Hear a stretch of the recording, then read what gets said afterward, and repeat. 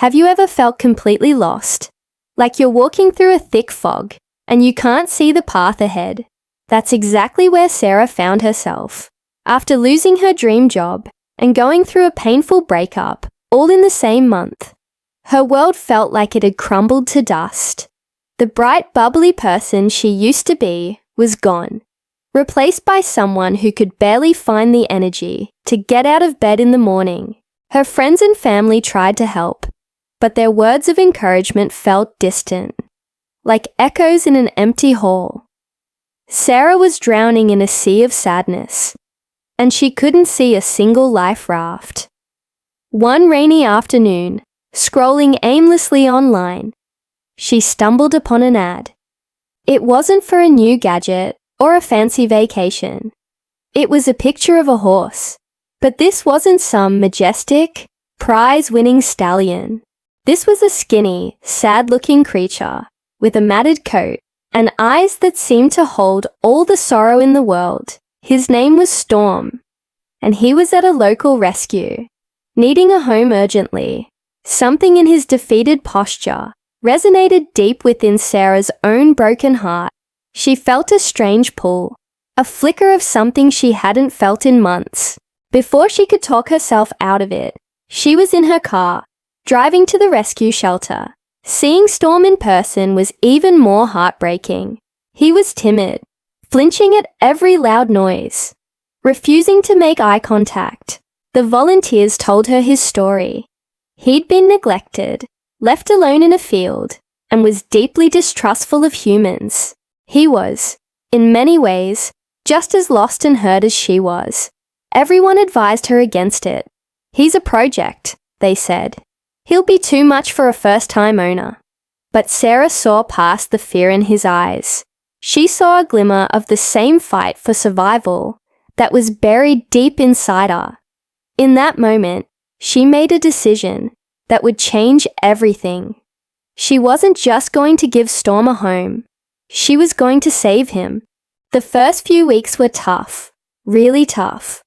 Storm would stand in the farthest corner of his pasture, watching her with wary eyes. Every time she approached, he'd tense up, ready to bolt. Sarah spent hours just sitting on a bucket outside his paddock, sometimes reading a book aloud, sometimes just talking to him in a soft, steady voice. She wasn't trying to force a connection. She was just offering her presence. She told him about her bad days, her fears, and her tiny fleeting moments of hope. It was a one-sided conversation, but for Sarah, it was a release. She was pouring out her pain into the quiet space between them.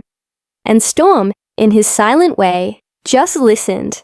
Slowly, almost imperceptibly, things began to shift. One day, instead of standing in the far corner, Storm stood a few feet closer.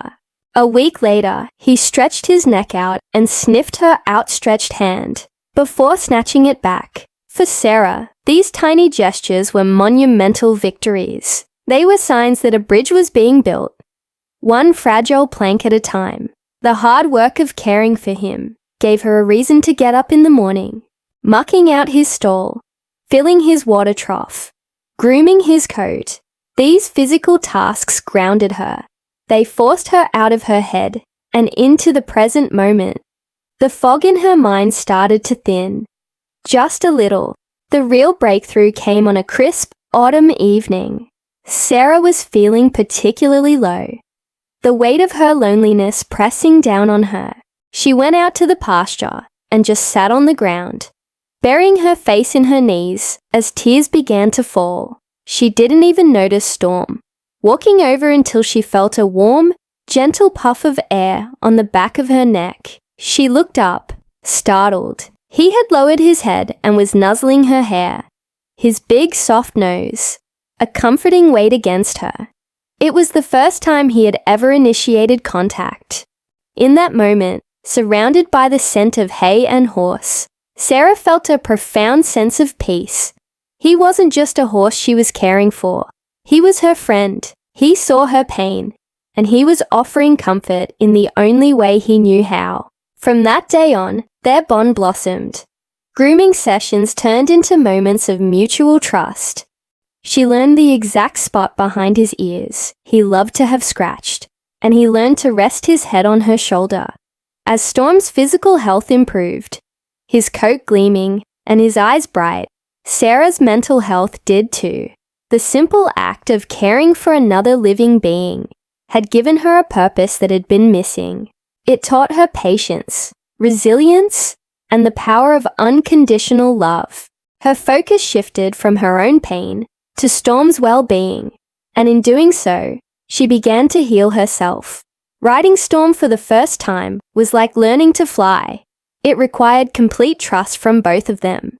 As they trotted through open fields, with the wind in their hair, Sarah felt a sense of freedom she hadn't experienced in years. The rhythm of his gait was a steady, grounding beat that seemed to sync with her own heart. On Storm's back, she wasn't the girl who had lost everything. She was strong, capable, and in control. She was part of a team.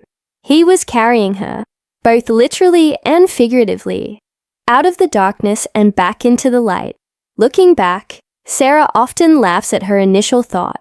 She went to that rescue shelter, thinking she was going to be the hero, the one doing the saving. But the truth was, they saved each other.